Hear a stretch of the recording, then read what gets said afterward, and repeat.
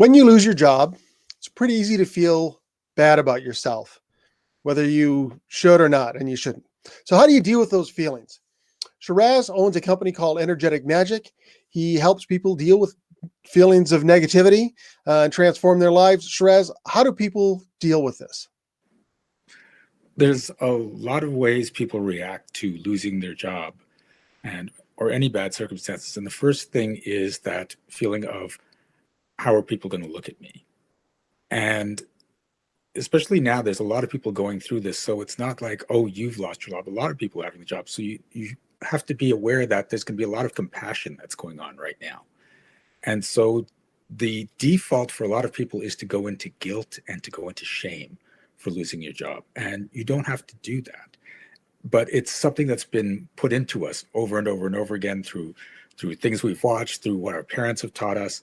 And it's really comes down to a choice. It doesn't feel like a choice because there's an automatic reaction, but that's just a programmed reaction that's been there for a long time. And when you realize that that's you going off programming and you can change your programming, you can slip out of those feelings and just say, okay, so that's just what happened. And I know this from my own experience in that there were failures in my life that I was like, and even now, sometimes when I'm trying to build my business, something will just not go right.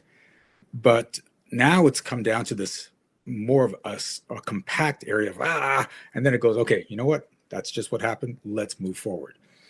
And one of the things that really helps to keep you on track is there's a lot of people right now that are trying to go back to the way things were. I wish I could get back. I wish I could have my job again. I wish the old life was, I wish I was in pre-COVID. And you can't. Like, you want to, you desperately feel it. I know I've had that feeling a lot of times in my life. But when you say, you know what, okay, here's where I am now. Here's the resources available to me. Here are the people that are there to support me. How do I move forward from here? And when you start from here, rather than trying to get back there, it actually gets easier because you're putting all this mental and sometimes physical resistance and energy into going backwards rather than just being calm in the moment and then starting to move forward. And that lesson for me is one of the had the biggest impact in my life because there's a lot of, I wish I had, if only, what if that I kept trying to go back to. And when I let that all go, everything started to flow. Now, you said something early on that I want to jump on because you said you get these feelings and now you feel them and move on. Yeah. How important is it to deal with those feelings when you get them? It's absolutely important because you don't want to push them away. And this is what a lot of people get taught, especially men. Push those feelings down. Be a man, stand up. But women go through it too, and they try to hide it, how bad the feelings are. But you really have to just let them process, experience them, have them. And when you're in this place of allowing yourself to feel them, then they actually go quicker. You may go through a little bit more. And sometimes it's even felt like, oh my God, this is going to just overwhelm me. But it never does because we're not built for that. We're not built to be completely overwhelmed. If you allow it, it then eventually just dissipates. And then you're like, oh, it's done now. It's kind of like throwing up when you're sick. Yep. You feel better afterwards, or crying. Yep. Often when you just get it out of there, you can move on. Yeah. And this is one thing that's really important now because there's a lot of talk out there, especially in the self-help world. Always be happy, always look at the bright side, always be in the smiley place. You can't, you're not built that way. That's not how humans function.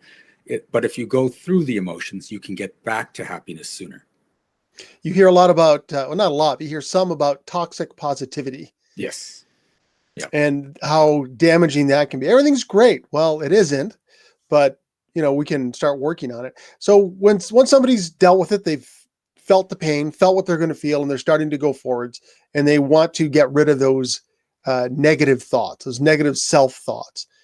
What are some of the tactics people can use? There's a lot of tactics. There's listening to music you like, being with people you appreciate, watching something funny, taking a nap. The thing is not to force the happiness to come in. And the other thing is if you're on one side of the scale, don't try to go straight to the other side of the scale because that's tough. So you want to go sort of like at an angle and work your way through because that's easier to go that way, right? And so instead of going, oh, I am in this horrible place about my job, I've got to get in a positive place about my job. that you go from, I'm in a horrible place in this job. Why don't I just go watch a comedy or relax and just get into another space, and then slowly move your way over until you're back to that positive space about your job. And now you're ambitious. Now you're looking forward. You're hopeful. And then you move forward towards the new job. Shiraz, thank you so much. I'm sure this advice is going to help people. Feel what you feel, do things that make you happy, move from one bad energy, bad thought space to a happier thought space, and then you're in a position to take action that's going to help you. Did I get that right? That's pretty good. Yeah. Shiraz, thank you so much. Really appreciate your input. Oh, thank you for having me.